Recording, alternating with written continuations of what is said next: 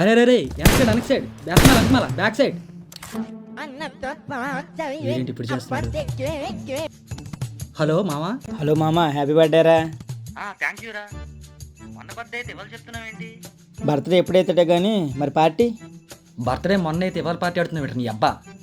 మామ, కింది సంవత్సరాలుగా తప్పించుకున్నావు, ఈసారి మాత్రం పార్టీ కావాలరా. ఈడేంటి ఇప్పుడు పార్టీ అడుగుతున్నాడు? నా పర్సులో చూస్తే నా ఖర్చుల వరకు డబ్బులు ఉన్నాయి. ఇప్పుడు వీడికి పార్టీ ఇవ్వాలంటే చీప్ లెక్కర్ పోసిన కనీసం 3000 అయిపోద్ది. వీడు ఒక్కడే వస్తాడా అంటే 10 మందిని వేసుకొస్తాడు. మామ సాయంత్రం వచ్చే ఏదో మేనేజ్ చేద్దాంలే. కన్ఫర్మ్ కదా? థ్యాంక్ యూ మామ. సాయంత్రం పార్టీ ఇచ్చేతను పెద్ద పోటుగాడిలో చెప్పాను. డబ్బులు లేవు, ఏం చేయాలి? ఈసారికి మన సిస్టర్ పర్సు కన్నం వేసేద్దాం. జాను ఇది చూసావా, చాలా బాగుంది. అవునవునక్క, చాలా బాగుంది అక్క. ఇది ట్రై చేయక్క ఒకసారి. ఏది ఇవ్వు. తీసుకో. సరే జాను, అవి నా గాజులే. ఏంటే ఎప్పుడు మేకప్ సామాన్లు సర్దుకొని కూర్చోకుండా బయటికి వెళ్ళి మొక్కలు నీరు పోయచ్చు కదా. ఏట్రా ఎగస్ట్రాలు చేస్తున్నావు? ఎత్తరు చంపించి కొట్టానంటే మొహం ఫుట్బాల్ అయిపోద్ది. ఆ ఫుట్బాల్ అయ్యి తర్వాత ఆడుకోవచ్చు కానీ ముందు బయటికి వెళ్ళి పని చూడండి.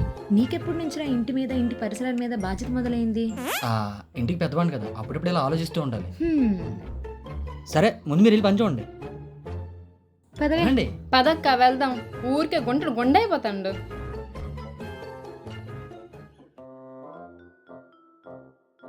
అమ్మ దొంగన కొడుక, చెప్తాను నీ పని.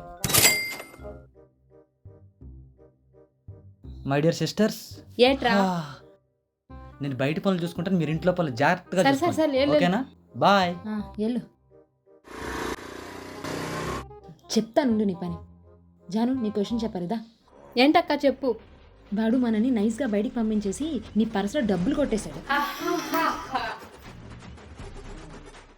ఏం చేయను నవ్వుతున్నా? నువ్వు ఒక జడిదని ఆడకెరిపప్ప. చిన్నప్పటి నుంచి నేను చూస్తున్నాను, నాన్నిచ్చిన డబ్బులు సరిపోక శవాల మీద పైసలు ఎరుకుని పప్పలు కొనుక్కునే రకమాడు. ఆడొక పెద్ద ఎరిపప్ప అని నాకు తెలుసు. పాకెట్లు ఉంటే నోట్లు జారిపోతాయా? పర్సులో పెట్టేద్దాం. అక్క నీకు ఒక విషయం తెలుసా?